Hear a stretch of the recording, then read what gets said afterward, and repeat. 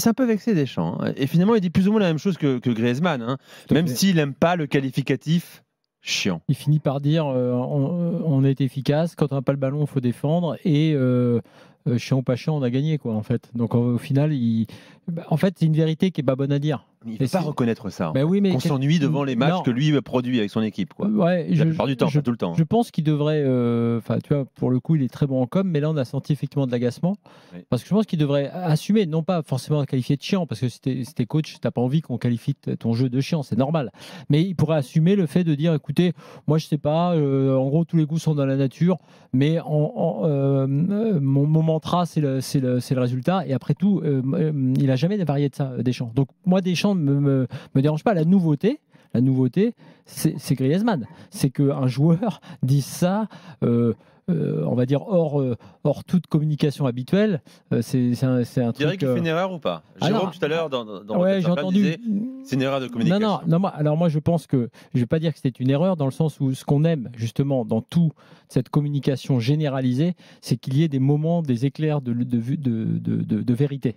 Et en fait, hier, la conférence de Griezmann, et c'est pour ça que je l'ai aimé, et malheureusement, je pense qu'après ce qui s'est passé là, on n'en aura pas de sitôt une comme ça, c'est qu'il y a eu des moments de vérité, parce que Griezmann est un gars sincère, mais qui n'est pas passé par tous les filtres et tous les systèmes de communication qui font que tu es briefé sur tout et sur tout ce que tu as à dire.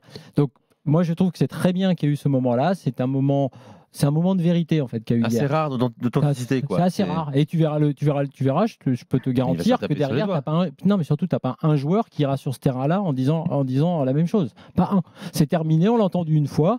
Je pense que plein de gens, même des joueurs le pensent. Ça n'empêche pas qu'ils apprécient de jouer en bleu. Mais voilà, lui, il a dit. Bon, il se trouve qu'un autre joueur l'a dit aujourd'hui à notre micro, mais avant que son sélectionneur parle, c'est Ibrahima Konaté, on l'écoutera dans un instant. Erreur de communication ou pas là? Il fait une erreur, le vice-capitaine de l'équipe de France, Lionel? Écoute, il a parlé de beauté de jeu pour les puristes, tous ceux que j'entends. Quand on dit c'est chiant, c'est surtout que ça plaît pas à 90% des gens, parce que peut-être qu'on est trop bien lotis en France, parce qu'on est blasé de gagner plein de titres et tout ça. Moi, je regrette. J'ai vu des jeux de possession, mais vraiment inefficaces. Mais c'est d'un chiant. Eh ben ouais, mais moi, ce qui m'intéresse, quand tu es en équipe de France, je suis comme Dédé. Ce qui m'intéresse, c'est la gagne. Alors après, oui, pour moi, il parlait surtout de beauté, mais que ça l'embête de faire ça pour rester poli.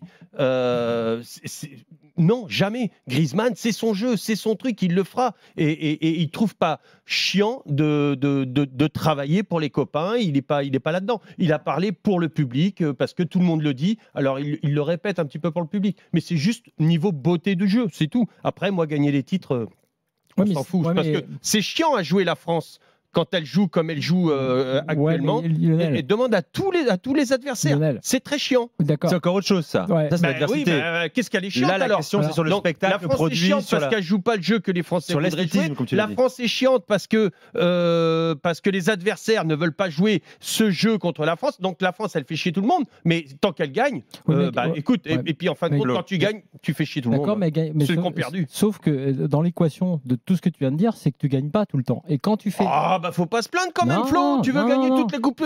Mais c'est la première fois. C'est la première fois que ça se fait, Flo, que t'es fini, tu gagnes la Coupe du Monde et 4 ans après, tu vas en finale. Mais nous, c'est chiant. On aurait voulu gagner 2 Coupes du Monde. D'ailleurs, vous étiez chiant en 98 aussi, d'ailleurs. Mais on est tout. Mais quand tu gagnes, t'es chiant. Quand tu parles, t'es chiant. Flo, dans un instant, tu réagis. Désolé. T'es pas forcé. C'est dommage. Juste un petit mot, un teasing. Lionel.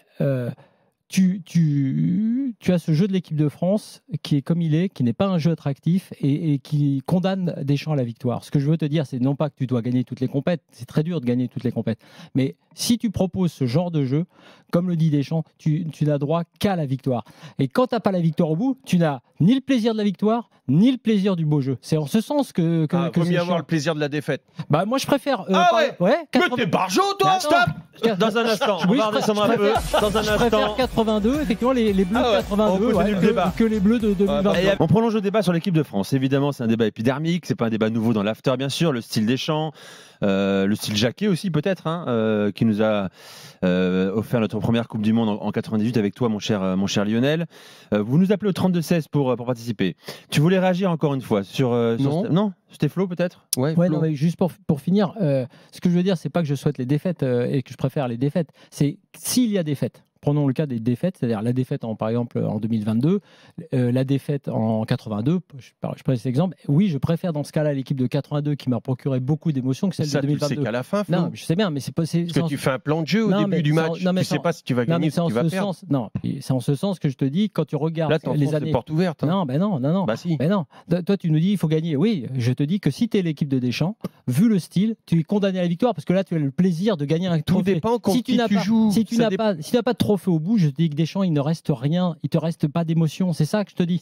Ça ne veut pas dire qu'il est nul, il est très bon Deschamps, c'est un manager hors pair, mais est-ce que moi je n'ai pas d'émotion. Là, la Coupe du Monde 2022, qu'on aurait mérité de perdre contre les Anglais, enfin les matchs perdent contre les Anglais, presque contre les Marocains, je te dis qu'à la fin, ok, on a failli la gagner. Eh ben, moi, je n'ai pas eu spécialement d'émotion. En 82, on a perdu. J'ai eu énormément d'émotions. Voilà, c'est ça. C'est une question de culture. Par exemple, nous, toute notre génération 98, à partir du moment où on a été élevé dans les centres de formation, on a été élevé à la gagne. Quel que soit le jeu, le style de jeu. Les Auxerrois, il y en a qui trouvaient que c'était très beau, par exemple, de voir un jeu individuel. Il y en a d'autres qui disaient que c'était très chiant de nous voir jouer ou de jouer contre nous. Exactement comme ce qu'est en train de vivre Dédé ou l'équipe de France actuellement. C'est-à-dire qu'il n'y a qu'une chose, c'est une question de culture, une question d'ADN. Et je pense que moi, personnellement, je ne peux pas me satisfaire. Oh, qu'est-ce qu'on a bien joué, on a perdu la finale. Mais pour moi, c'est inaudible. Oui, c'est inaudible, ça fait mal aux oreilles d'entendre ça. Il y a ce complexe longtemps du loser magnifique qui était le football français. Il fallait gagner un moment pragmatique. Oui, mais Jacquet est arrivé avec ce postulat-là et Deschamps a prolongé. Oui, mais des entraîneurs ont montré que tu arrives à vouloir bien jouer et à gagner. Mais les entraîneurs qui étaient avant Dédé en équipe de France, ils n'ont pas montré que tu étais capable de bien jouer et de gagner. Bah si, 84, Hidalgo et l'Euro. Une fois. Eh ben voilà. Ouais, mais là, ça se répète. Mais non, mais ce que je veux te dire, c'est ça. Là, ça se répète. T'es champion d'Europe, t'es champion du monde, tu fais finaliste Coupe du Monde. L'idée, l'idée qui est fallacieuse, c'est de dire on s'en fout du jeu du moment qu'on gagne. Non, parce que certains ont montré qu'on arrivait à produire du beau jeu et à gagner. À partir du moment où on s'en fout du jeu. Tu dis. Si, moi, je me suis régalé. Flo, j'ai vu un match qui m'est resté comme ça en mémoire. Naples, Juventus de Turin. Je peux te dire, ça n'a fait que défendre. C'était un catenaccio des deux côtés. Des deux côtés, c'était un truc. Je me suis régalé de voir la manière dont les Italiens ont défendu sans faire un seul coup franc, et notamment le Napoli, sans faire un seul coup franc, savoir bien défendre. D'accord, mais est-ce que le jeu de l'équipe de France, défensif, le jeu de l'équipe de France quand tu à la Coupe du Monde 2022, je ne crois pas qu'on ait une équipe pour garder la balle et balancer les... Est-ce que ça t'a plu, toi ? De quoi ? Là, le jeu en 2022 pendant la Coupe du Monde de l'équipe de France. Pourquoi pas, hein, moi non, mais bon, après... Écoute, moi, quand on perd 3-0, ça me déplaît. Par contre, quand on revient à 3-3, je suis le premier à sauter au plafond. Et toi aussi. Non, mais ne pas jouer. Et toi aussi. Non, pas forcément. Mais si. T'as pas sauté au plafond à 3-3 ? Non, moi j'ai trouvé que la finale... Ah, t'as dit merde, on est en train de revenir. Non, mais ça on va la gagner en ayant mal joué. Donc Lionel, ton seul argument, c'est le résultat. Mais bien évidemment. Donc tu parles jamais de jeu. T'es footballeur et tu parles jamais de jeu. Mais c'est ouf. Moi, je te parle de jeu. Tu me parles de 3-3 et 3-0. Non, je te parle de jeu. Est-ce que tu as le droit de faire 80 minutes de merde comme ça dans une finale de Coupe du Monde ? T'as pas le droit. Mais est-ce que tu as le droit de faire 15 minutes pour revenir à 3-3 ? Est-ce que tu as le droit de faire 15 minutes à 3-3 ? Non, t'as pas le droit ? Insuffisant. C'est pour ça que tu la perds, parce que tu n'as pas joué pendant 80 minutes. Si tu avais joué, tu l'aurais pas perdu. Les 15 minutes que tu fais. C'est ce qui est arrivé à l'entraîneur. Jure-moi ce que tu veux. Et après, dis-moi ce que... Non, ça fait 15 minutes qu'il parle déjà. Dis-moi, franchement, dans les yeux, tu dis à tout le monde aujourd'hui sur l'antenne, j'ai pas sauté à 3-3, j'ai pas gagné quand Mbappé a fait le troisième. Non, c'est pas lui, c'est pas toi de répondre ça. Qu'est-ce que ça change ?